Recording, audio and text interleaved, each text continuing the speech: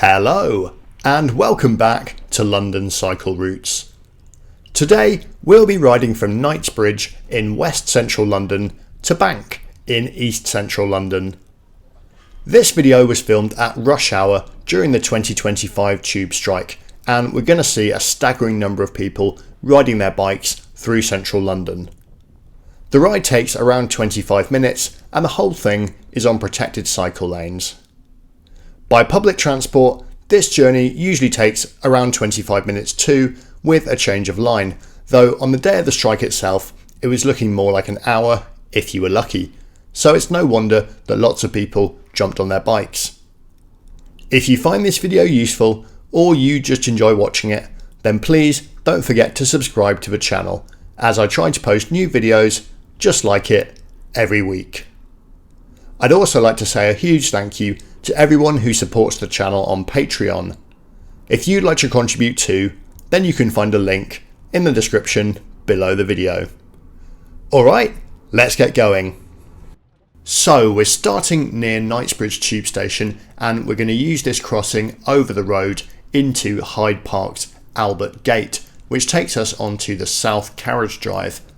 London's rush hour is, these days, always really busy with people cycling, but today was the busiest I've seen it by quite a way.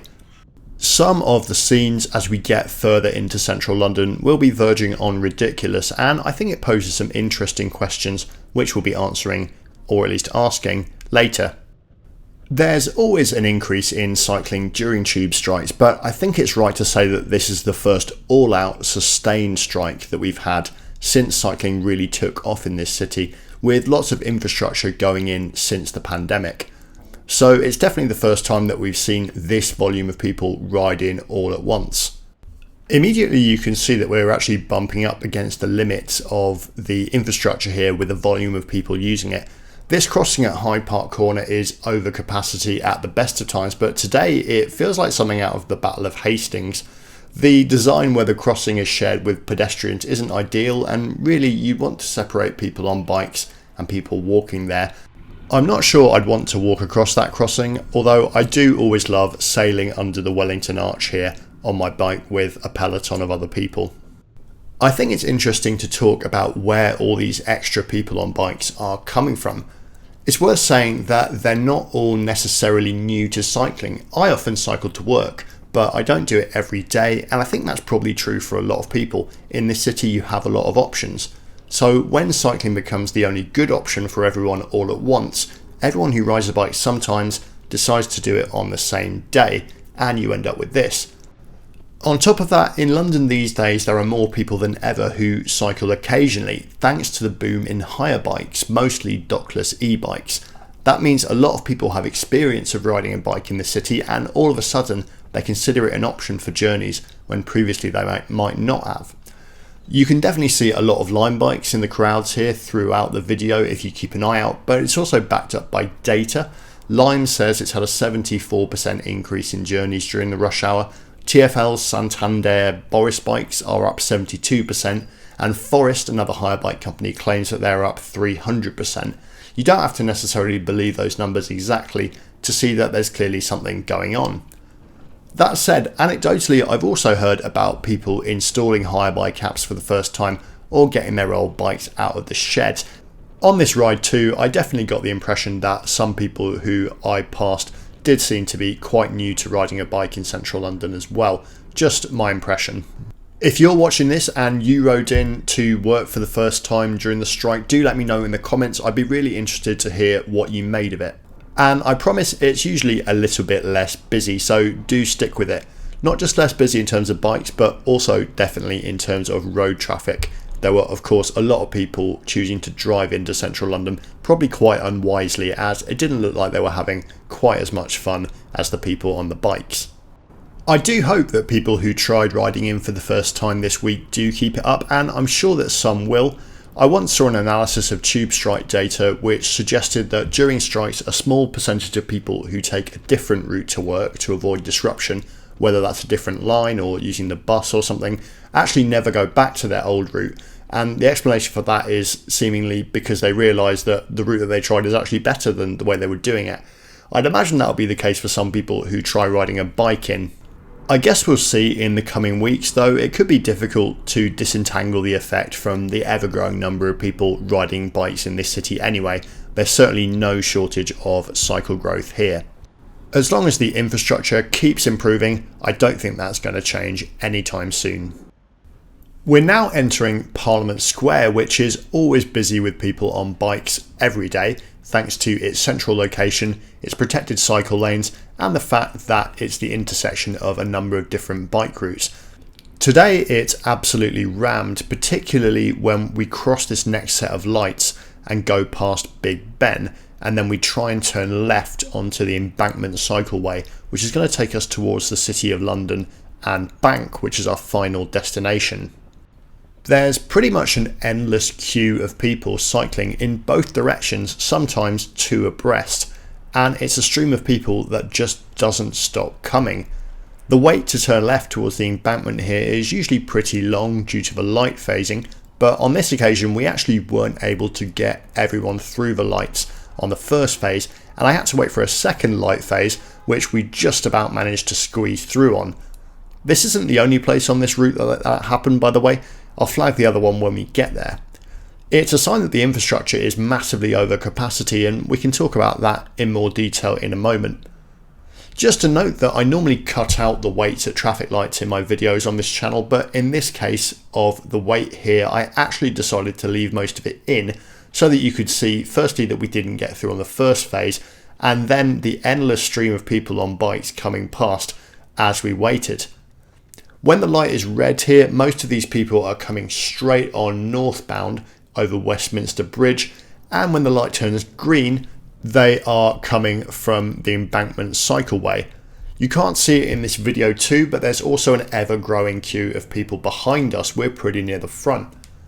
Many cycle routes in London are tidal, so more people will be travelling in one direction than the other at certain times of day because of the direction of the rush hour, but that isn't really the case at Parliament Square because it's so central and an intersection of all these different routes. It's busy in both directions no matter when you come. And yes, I did just turn the background sound up there for a second so that you could hear Big Ben bonging.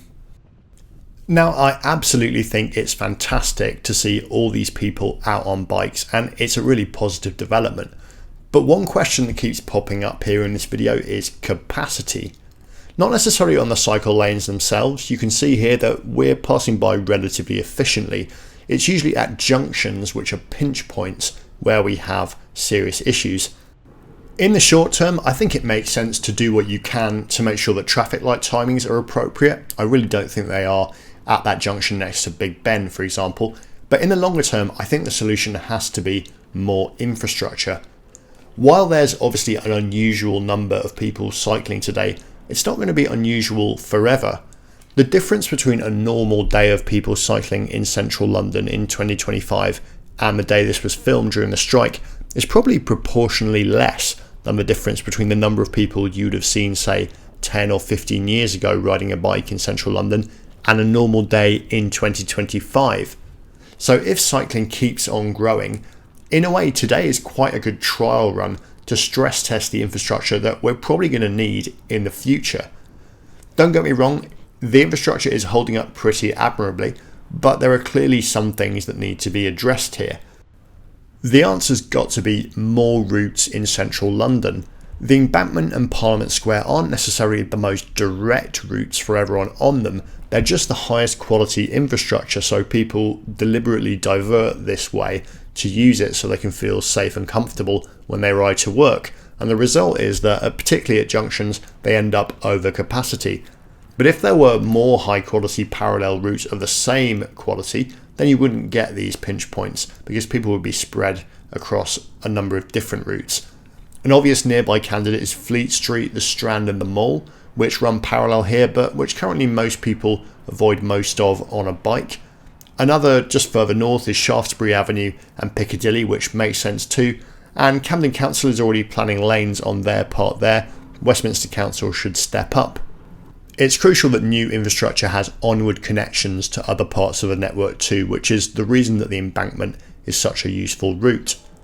Of course, more infrastructure will probably in itself induce more demand, just as when you build, say, a new rail line or a new motorway, but when it comes to cycling, that's a good thing, as it's such an efficient mode of travel.